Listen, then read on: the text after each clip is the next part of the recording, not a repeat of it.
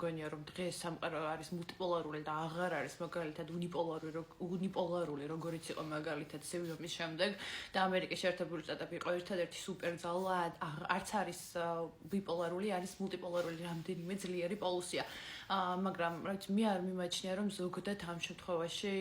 ირანი ჩვენი მოკავშირე შეიძლება იყოს ან უნდა იყოს მაგრამ ეს არ ნიშნავს იმას რომ ურთიერთობები უნდა დაიძაბოს ირანთან რასაკურველია არავითარ შემთხვევაში ჩვენ არ გვსურს ახლა ირანთან დაპირისპირება და ირანთან დაპირისპირებაში შესვლა და მით უმეტეს არც მგონია რომ ახლა ეს ომი დაიწყება რეალურად და ცოტა არასერიოზული მგონია ირანის მიერ გაცხადებული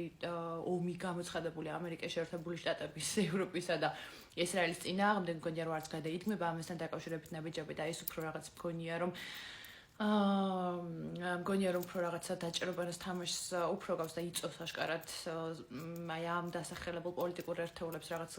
თითქოს ცოტა პატარ-პატარა ცხელი კონფლიქტებისთვის, იმიტომ რომ ირანის შიგნითაც რეალურად დიდი არეულობაა, ხო? ჩვენ ვიცით რომ რეჟიმს უფრო და უფრო აკლდება მხარდამჭერები ირანში, იმიტომ რომ აი უსასტიკესი მდგომარეობაა და რეალურად ადამიანის უფლებების თვალსაზრისით საკმაოდ მძიმე მდგომარეობაში იმყოფებიან ისინი. ეხლა რამდენად მიენდობიან თუნდაც ირანის ჩვეულებრივი მოქალაქეები, იგივე თუნდაც ამერიკის შეერთებულ შტატებში იმიტომ რომ საკმაოდ რთული ისტორიული კავშირებია ხო და რთული ისტორიული გამოცდილებაა მათ შორის მაგრამ ჩვენ დამოკიდებულება რომ ჩვენ დავიდგეთ ირანის მხარეს ან ირანი ჩვენი მოკავშირე უნდა გახდეს მე ის მიმაჩნია უბრალოდ ფიზიკურად წარმოუდგენლად ყოველად მიუღებლადაც თუ ირანში არ შეიძლება მდგომარეობა და სრულიად არარაციონალურადაც ჩვენთვის შესაბამისად ჩვენ უნდა შევინარჩუნოთ ამ შემთხვევაში მაქსიმალურად უნდა ვეცადოთ რომ ჩვენი ჩარევა არ მოხდეს ამ კონფლიქტში მაგრამ თუ კონფლიქტი დაიწყო და მხარეების არჩევა მოგვიწია მიუხედავად იმისა რომ ირანი ჩვენს რეგიონშია მხოლოდ ერთი სახელმწიფო გვაშორებს ირანიდან და საკმაოდ დიდია წარმომავალი საფრთხე და მე მაგალითად არ ვარ იმის მომხრე რომ დავივიწყოთ რომ ირანი ჩვენი მეზობელია იმიტომ რომ საკმაოდ დიდი საფრთხის მომტანი შეიძლება იყოს პოტენციურად ირანი არ მხოლოდ ჩვენთვის, არამედ რეგიონში სხვა ბევრი სახელმწიფოსთვისაც,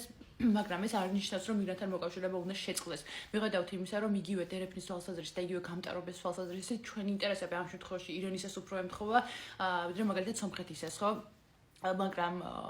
მიუხედავად იმისა, რომ სომხეთი ჩვენი მეგობარი ერია და ასე იყო ყოველთვის საუკუნეების განმავლობაში, მაგრამ აი ესეთ ცალსახად რაღაც მსგავსი განცხადებები ჩემი აზრით უფრო მგონია დამაბნეველი და პირდაპირ მითხრათ დამეზიანებელი ზოგადად აი ამ მიმართულებით წასვლა.